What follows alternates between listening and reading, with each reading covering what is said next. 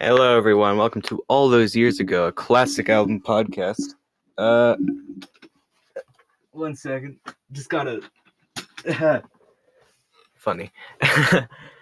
So this week we're starting a new album called. That was released in 1970 as the last studio album the Beatles ever did, called Let It Be. It isn't everyone's favorite album, but it's a pretty good album nonetheless. And just like last time, I wrote notes. So first things first, the Let It Be album was recorded in January of 1969, before Abbey Road. Abbey Road was released in September, but it was also recorded after. It's very confusing. Abbey Road was recorded after Let It Be, however, it was released before Let It Be. And Let It Be wasn't released until May of 1970, and it was the last Beatles album to be released. It was conceived as a project that would result in their first live performance since 1966, performing the songs that resulted from the recording sessions, which were then called the Get Back sessions, which is why the documentary is called Get Back, because that was the original title of the album. And with the concert idea in mind, and the concert eventually happened in January 30th, 1969. If you've seen the Get Back movie, documentary, TV show, or if you've seen Let It Be, they both have that in the end. But with the live show in mind, the Beatles couldn't do any special overdubs or editing and stuff. They had to try to keep it one take,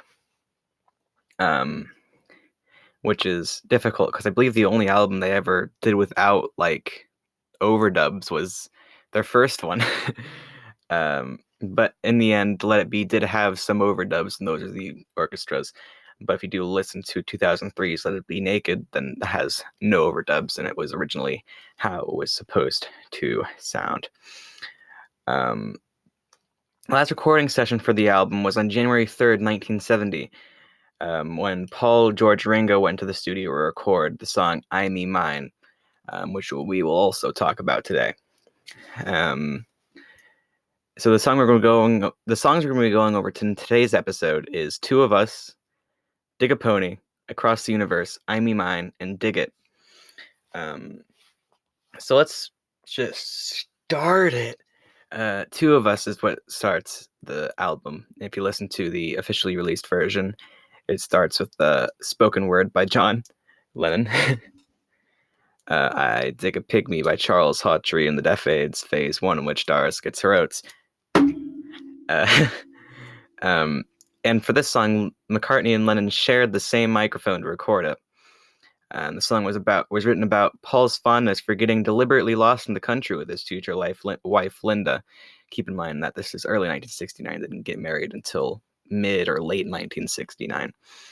The middle section is believed to have been written relating to Paul and John's friendship and how they were both acutely aware that the Beatles may be coming to an end. The lines where you and I have memories longer than the road that stretches out ahead. It is also thought to contain a reference to Apple, you and me chasing paper, getting nowhere. Displays a relief felt by McCartney knowing that he is leaving all of his business troubles behind. The working title for Two of Us was On Our Way Home, which you can, again, see that working title in the Get Back thing. You can see a lot of things in the Get Back. It's good. You should watch it if you haven't. And that's Two of Us. Next song on the album is called Dig a Pony. And it's John's only new contribution to the Let It Be. If you're thinking, there was Across the Universe. Across the Universe was recorded in early 1968, before the White Album was even released. So yeah, keep that in mind. The version on the album, Dig a Pony, on the album, was taken from the Beatles' rooftop performance on January 30th, 1969. However, there was a lot of recorded takes when the Beatles first got to the Apple basement that you can find on deluxe editions and stuff. The working title of Dig a Pony was All I Want Is You, which is a line from the song, and what John said was the best line from the song.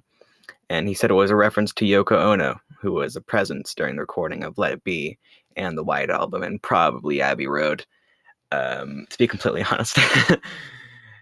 And speaking of Across the Universe, the next song is Across the Universe. Across the Universe is the second John song on the album, and I don't remember how many songs John does have on the album, but it's not a lot. Less than Paul is what I'm going to say. And this song, as I said earlier, was recorded in early 1968 and had been released on a World Wildlife Fund album the year after, in December of 1969, again before Let It Be was ever released. So this version on the WWF album, which was called "No One's Gonna Change Our World," you must know why it's called that, because it's a reference to that song. And it would have been like that would be the first place you would have heard it, on the WWF album, which is titled a reference to the song itself. And it was John's first song to have been recorded since "I Am the Walrus," keeping in mind that this was written in January of 1968, which I believe is the month it was recorded. And there had been 5 months in between "I Am the Walrus" and "Across the Universe." John had wanted Across the Universe to be the single they released while in India in 1968. However, the group opted to release Lady Madonna as the A-side and The Inner Light as the B-side, Paul and George songs. I do really like Lady Madonna. Inner Light is also pretty good, but I think that Across the Universe, I don't know, it might have been a double A-side with Lady Madonna and Across the Universe had it been put onto the single.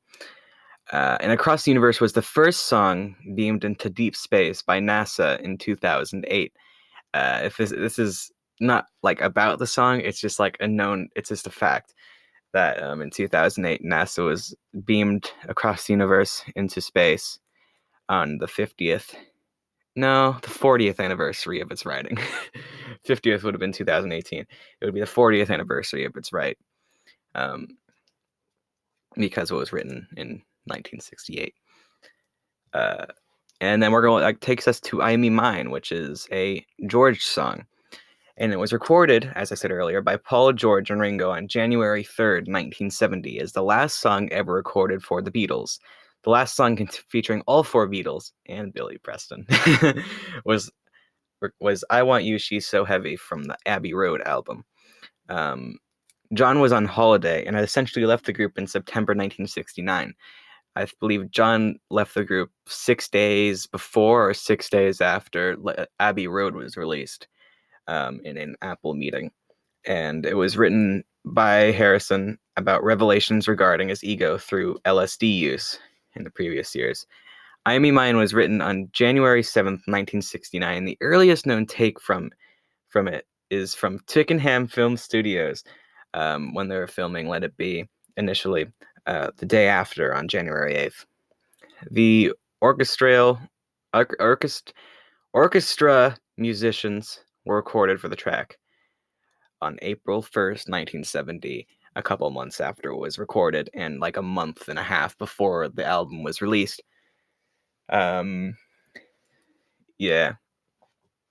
So yeah, like it was really the last song recorded for the Beatles. Which is hard to think that it's a Harrison song, which isn't bad. I'm just saying that you would think it would be like a John song or a Paul song. And well, featuring all 4 Beatles, it was a John song. But all in all, the last song ever recorded by the Beatles was "I Me Mine." And John was never in the track. However, there's a bunch of songs in Abbey Road where John isn't even on those tracks either, because he was in like an accident or on holiday or something. He's a lot of holidays. And the last song we're going over today is "Dig It." I keep messing up my words because I keep talking so fast, so I'm going to slow down.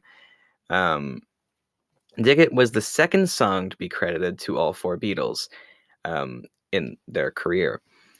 The first was Magical Mystery Tour's instrumental "Flying," also known as Aerial Tour.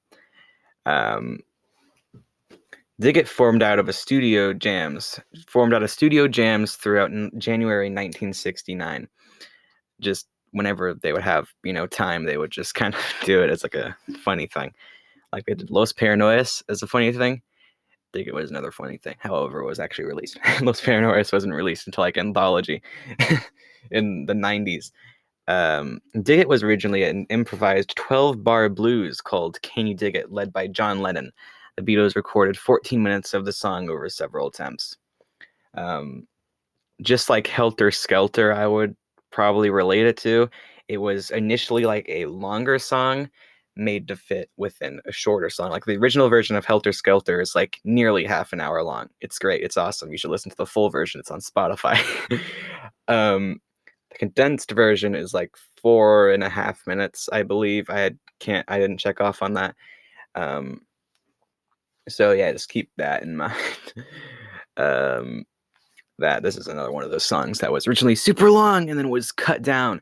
This one was literally cut down. Helter Skelter was just sped up in recording, because Helter Skelter was originally slower. Had it been slower, it wouldn't have paved the way to metal music. So yeah. On January 26, 1969, they recorded the track officially, which was 12 minutes long that time. Then they took around 40 seconds from the studio jam and put it on the album. I don't remember if it was ever originally intended to be on the album. I'm pretty sure it was, but as like a full version, I think Phil Spector or one of the Beatles kind of decided they wanted it cut down or something. But yeah, that's it for this episode. If I'm talking too fast, I am very sorry. I'm just so excited to do this album because it's like, I know it was more relevant months ago, but I'm doing it now. So, you know, that's it. Thank you so much for listening to this episode of All Those Years Ago, a Classic Album Podcast. I've been Anthony, and thank you so much for listening to this podcast. And yeah, ciao. I don't have an outro.